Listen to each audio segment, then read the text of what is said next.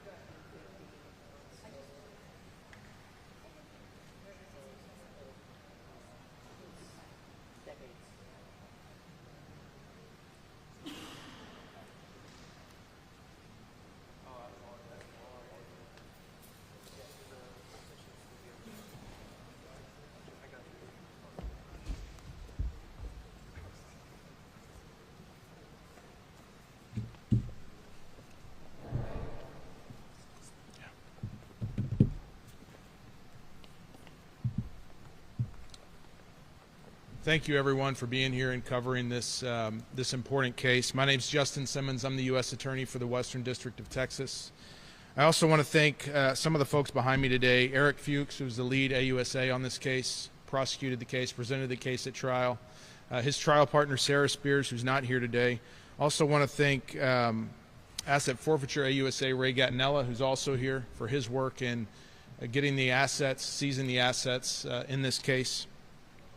Other AUSAs that helped out with this case, AUSA Amanda Brown, who helped with the initial response to this case 3 years ago on this day. We also want to thank our legal support staff who did so much to put together all the discovery and all the evidence in this case and make sure it was properly stored and produced to defense counsel, and also thank Joe Cantu and his team in our litigation support section for their work in making sure everything was properly organized and everything was properly marked and presented at trial.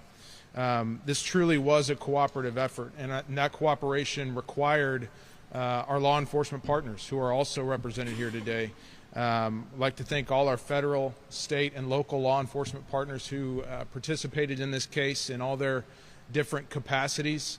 Truly was a cooperative effort, and this is what good law enforcement looks like, when you've got multiple agencies coming together, nobody caring who gets the credit, and just getting the job done.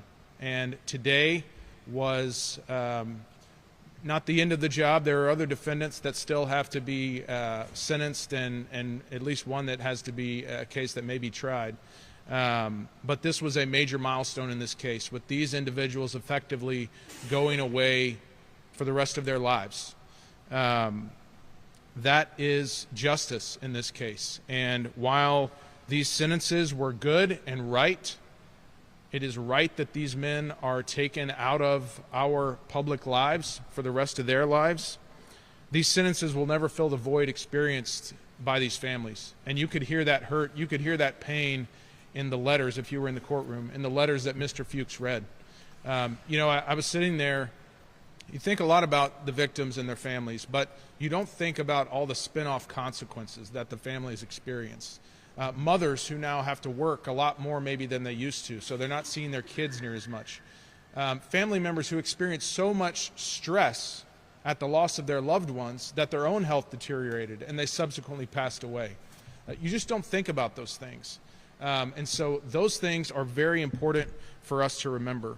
And while the sentences today will never completely fill the void that these men carved into the hearts of these victims' families, I hope it at least helps them a little bit with the healing process.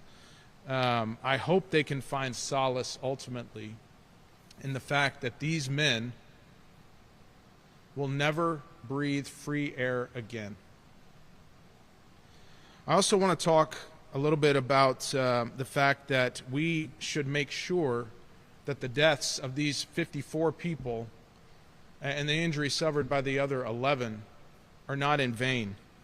So my message to those who are south of the border and maybe considering coming across in a manner similar to this: cartels do not care about you.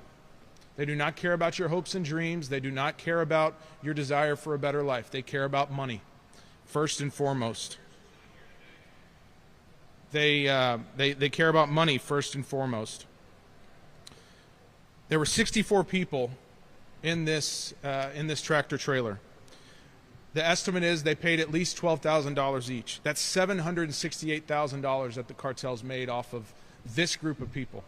This trip alone, $768,000. They're still enjoying that money over there in Mexico. It's not like they give the money back when you die or when you get picked up by law enforcement. They're still enjoying it. From November of 2021 through June of 2022, it's estimated that this cell moved approximately 1,100 people across the border. At $12,000 apiece, that's over $13 million in revenue to the cartel, just from this cell. The reality is the cartels have made billions of dollars smuggling humans across the border over the last several years. The United States has taken a whole-of-government approach to combating alien smuggling and illegal immigration. And by doing that, by taking this whole-of-government approach, we've effectively shut off a major income stream for the cartels. In addition to that, we've also made it much harder for them to move their drugs across the street because across the border. They use these humans to disguise their drug loads. And because of our work, because of our cooperative efforts, it's much harder for them to move poisons like fentanyl and other drugs across the border. To be clear, our goal as the United States government, the Department of Justice, and the U.S. Attorney's Office is the 100% complete eradication of Mexican drug cartels. That's our mission. That's what we're going to do. But all of this rhetoric doesn't heal the wounds that the victims that are still with us and the victims' families, the families of those who passed away, the wounds that they suffered. So my prayers for them are for fond memories and hopefully some degree of healing, though those wounds will never be completely healed. Please know that the United States government will work to hold everyone responsible for the deaths of these 54 people to account, and we will do everything we can to make sure tragedies like this don't happen again. And with that, I'll turn it over to HSI Special Agent in Charge Craig Larrabee.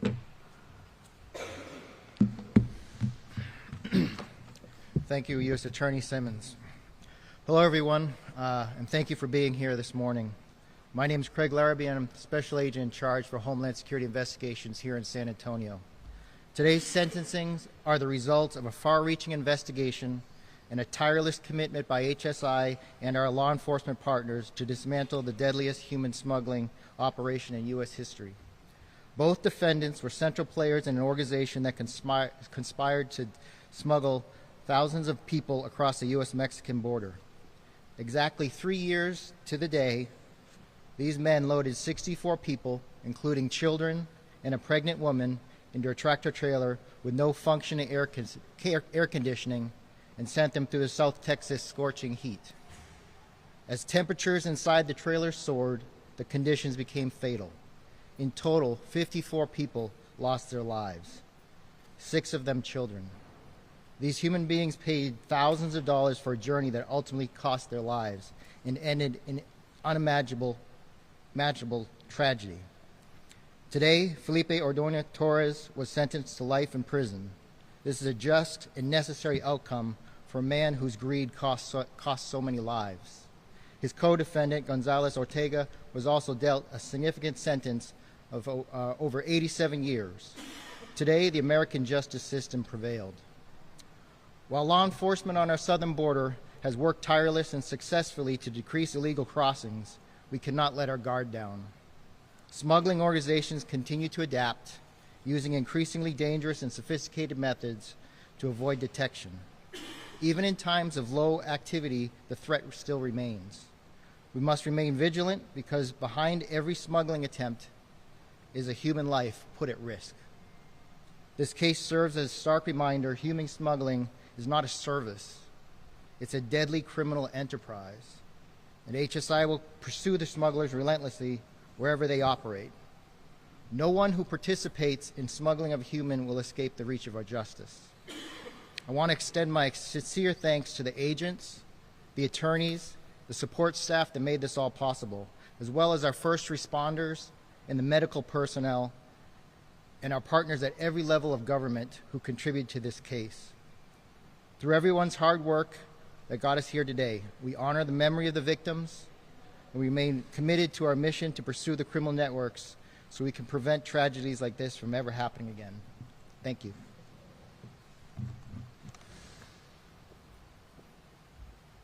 Good morning, ladies and gentlemen.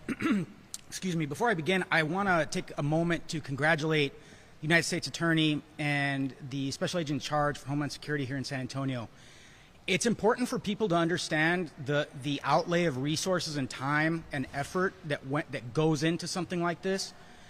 Putting that to one side, any of you who watched the trial and the sentencing would have seen this. The level of professionalism and excellence in the way this trial team presented the facts of this case is significant. It is not easy to do what they did, and it deserves recognition. My name is Ian Hanna. I am one of the associate directors of Joint Task Force Alpha, JTFA. JTFA was created 4 years ago to detect, defeat, and disrupt alien smuggling rings such as these, both in the United States and overseas. The Attorney General has empowered and elevated us, and we now operate directly out of her office. This case is exactly the kind of case that we look forward to partnering on.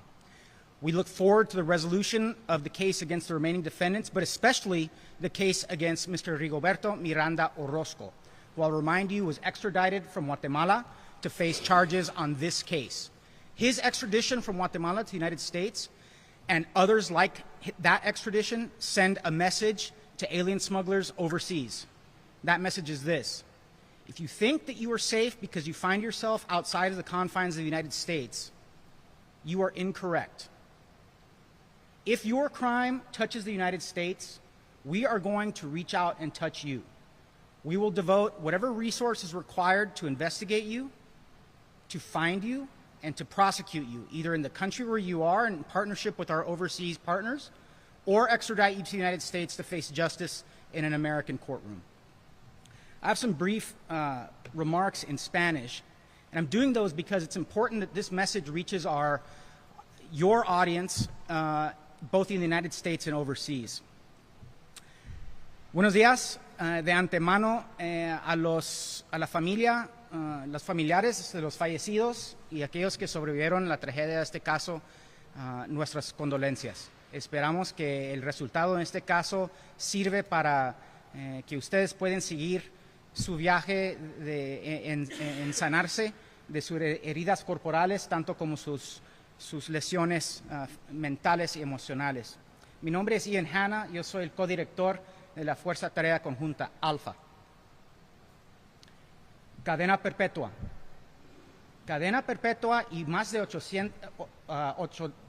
80 años, 87 años en prisión. Con respecto a los dos condenados, en este caso, justicia cumplida. Tenemos dos mensajes respecto a este caso. Primero, al migrante. Esta tragedia es un ejemplo de las horribles consecuencias que pueden suceder cuando confías a esta gente. ¿Y a quién me refiero cuando hablo de esta gente? Me refiero a los coyotes, a los polleros, a los líderes de las organizaciones transnacionales que se dedican a hacer rendir ganancias de su sufrimiento. Estas redes no les están ayudando. En realidad es totalmente al contrario, se están aprovechando de ustedes. Porque el coyote, para el pollero, ustedes no son seres humanos, son cajitas, son cosas desechables. Así es de que, por favor, antes de meterse con esta gente, antes de encomendar sus seres queridos, sus hijos, sus hijas, sus esposas, usted mismo, piénsalo muy bien, piénsalo muy bien. Todo tiene remedio, menos la muerte. Segundo, para el delincuente, para el coyote, para el pollero, para el líder, los líderes de estos grupos. Si usted se dedica a lucrarse en este tipo de negocio ilícito, pronto o tarde nosotros llegaremos por ti. No importa si se encuentra dentro del territorio nacional de Estados Unidos o el extranjero, llegaremos por ti. Si su crimen toca a los Estados Unidos, nosotros nos vamos a tocar a usted. Gracias.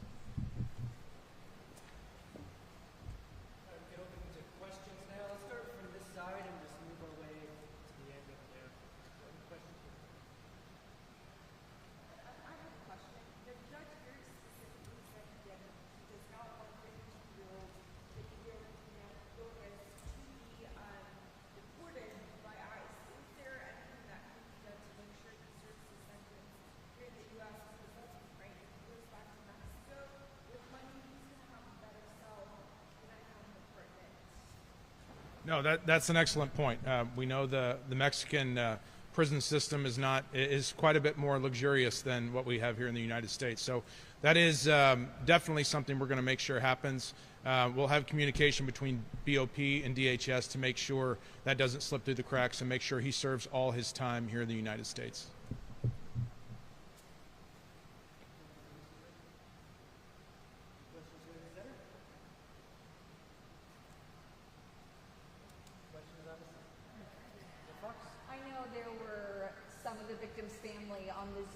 Today, any kind of discussion with them afterward, after hearing the sentencing from the judge about how they're feeling. We read those very powerful victim impact statements, giving us a feel of the emotions that those families are currently going through. Any conversation shortly after what we just heard? No, we haven't had a chance to touch base with them after the sentencing. There were 14 different victims' families that I'm aware of that were present on the Zoom call watching. Some of them had given statements that we read. Some of them hadn't and said it was just too painful to even give a written statement ahead of time, but they wanted to be present to witness that sentencing. We're very gracious for the court for setting that up. That's a rare occurrence in federal court, but he made that so they could watch from Mexico, from Guatemala, from Honduras, and they did just that.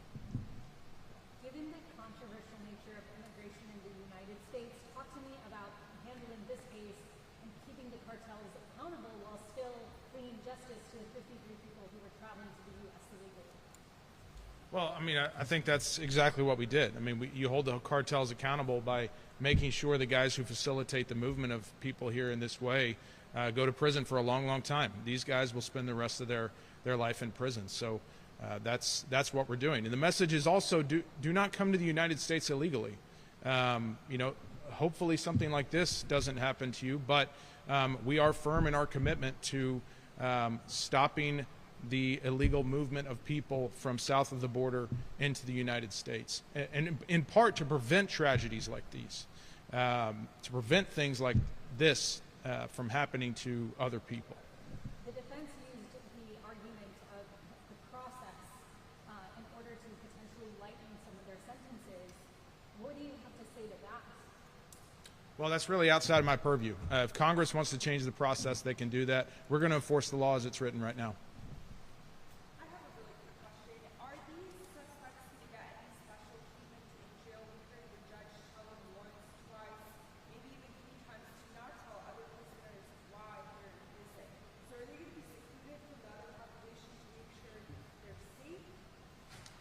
That's not really in our purview. That would be a BOP decision based on their circumstances and what's going on at whatever facility they end up at. Questions over here? Elizabeth Zavala, San Antonio Express News. You mentioned Orozco, who was arrested and announced in the press, in the news release that followed the conviction of these two men before. Could you remind us who all is still involved in the system and who is going to be going to trial next? I'll ask Mr. Fuchs if he would address that. Mr. Miranda Orozco is the only one still pending trial that's unresolved. He just got here from the United States, I think it was back in March, or from Guatemala back in March, and so we're working through the discovery process and having conversations with his attorney to feel how that case develops. Everybody else that has been charged in this case, which I think was an additional 6 defendants, have pled guilty. Those sentences are all set currently in December of this year before Judge Garcia, and so we will wait and see what sentence each of them gets at that time. So there's 6 more. I did the number off the top of my head, but if I count through them, around that. Okay. Thanks very much. Thank you. Any follow-ups? Does the sentence today set a precedent going forward? I mean, given the fact that the judge commented that this is a life sentence for the 32-year-old? I hope so. I hope people take it that way as a warning, like do not participate in this activity. We will find you. You will be held accountable, and you will go to prison for a very, very long time. That's the message we want people who would consider this to hear today. Going once? All right. Thank you very much. Thank you all. Thank you. Do you have time?